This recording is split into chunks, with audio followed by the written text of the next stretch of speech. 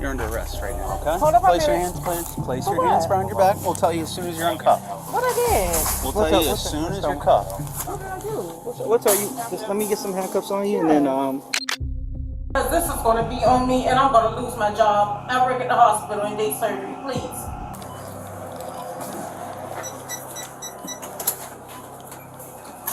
Hey guys, how's it what's going? up? Got a lady. She taking switching stuff. She's. Oh no. We'll get her once she pays at the POS and once she exits. We have to like target. It makes us let them leave. That way it shows like there's no possible way they could have intended to properly pay. Like that's why they call it the last point of sale. Like there's no way that she could have paid properly. I just need her to get out of the figure room at this point. And like I showed them, I've got 30 plus incidents of her switching barcodes. So 35 times. That's how many times this woman beat the system before it finally beat her. Her hands are already behind her back.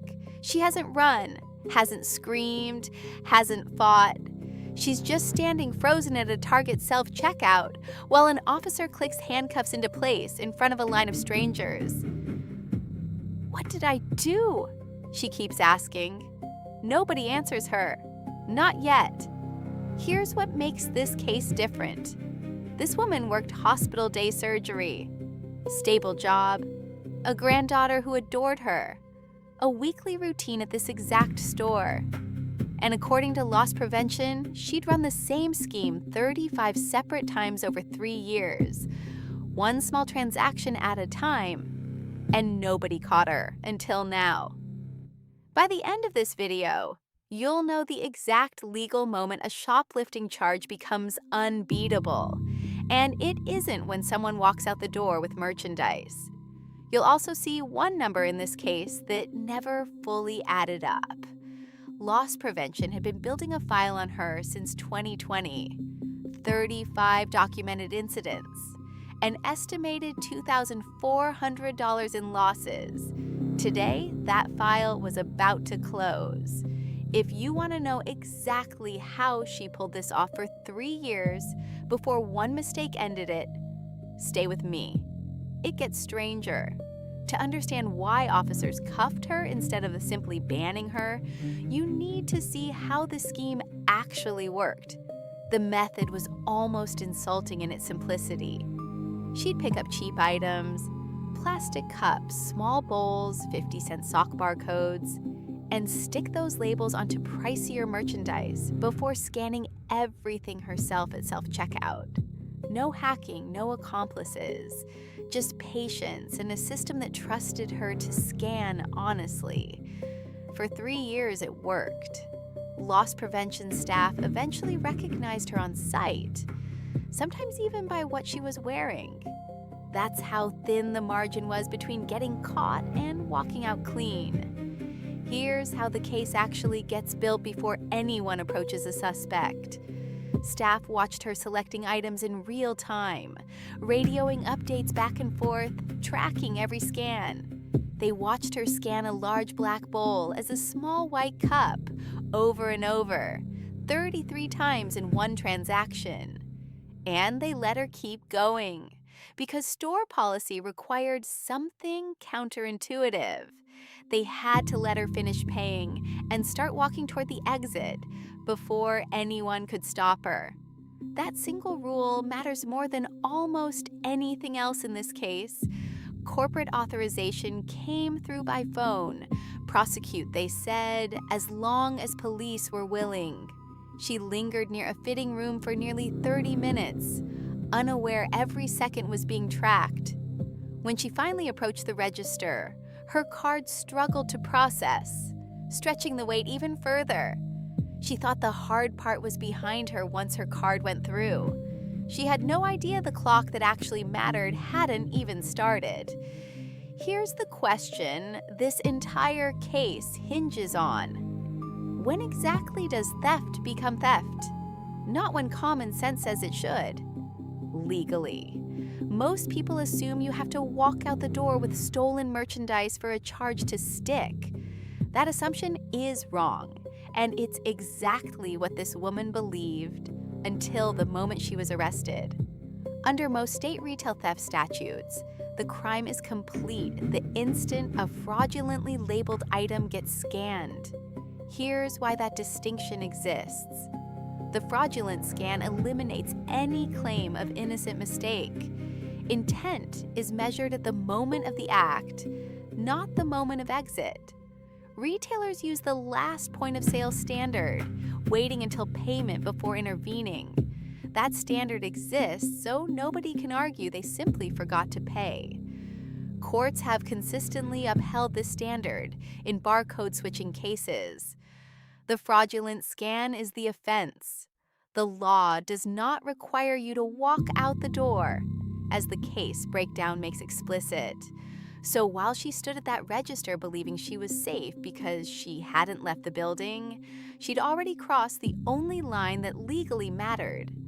Officers moved in the second she stepped away with her bag, still technically inside store property. Legally, it didn't matter. When they searched her, the total value of everything she'd fraudulently rung up came to $59.26. 3 years of documented losses estimated at $2,400, and the actual charge tied to less than $60. It's a misdemeanor because prosecutors can only charge what they can prove happened that specific day. Do you think a $59 transaction should ever justify a public arrest, even with 3 years of history behind it? Tell me where you land in the comments. She thought the worst was over once she was in handcuffs. Then she opened her mouth, and everything got worse. The first thing she said wasn't a confession. It was a denial. She'd never switched any barcodes. She'd only been looking for a different size. One problem, officers had already reviewed footage showing her placing mismatched barcodes on merchandise, and the store didn't carry another size of the item she claimed she'd swapped. Then she refused to give her name, apparently believing that might slow the arrest down. It didn't. Most states require identification the moment someone is under lawful custodial arrest. Here's the detail that made this case nearly unbeatable. When officers searched her purse, they found items still carrying the switched barcodes, an unmistakable physical link to 33 fraudulent scans from that single transaction. Denial only works when there's room for doubt, and this left almost none. If this level of detail is exactly why you keep coming back to breakdowns like this one, make sure you're subscribed. Once denial stopped working, her tone shifted completely. She began pleading, explaining she worked hospital day surgery, that an arrest like this could cost her the job it took years to earn. She begged officers to let her simply pay instead of pursuing charges. An offer to pay does not insulate you legally. A prosecutor can argue it shows consciousness of guilt, according to the case analysis.